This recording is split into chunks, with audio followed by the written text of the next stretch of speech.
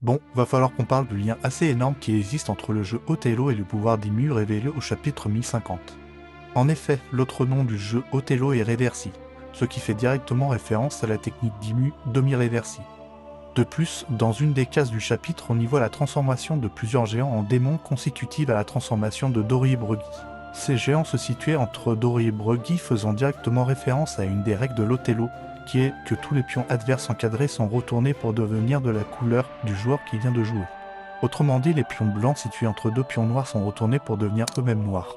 Les pions noirs étant ceux d'Imu, et les pions blancs seraient liés à Nika. Donc par extension, on peut supposer que Luffy pourrait les retransformer via son pouvoir du démon.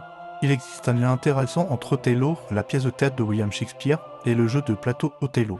En effet, l'origine du nom du jeu de plateau a été nommé Othello en raison de son association avec le personnage tragique de la pièce de Shakespeare. Sachant que dans la pièce de théâtre qui est tirée d'une histoire vraie, on y voit Othello tuer sa femme par jalousie, après s'être fait manipuler. Puis, en apprenant la vérité, était pris par le remords. Si Oda a tiré le parallèle jusque-là, on pourrait supposer qu'Imu aurait tué Nefertari Lily pour une histoire de jalousie, mais qu'il le regrette toujours amèrement. Ça expliquerait la présence d'un portrait de Lily dans une des pièces du château de Maréjoas.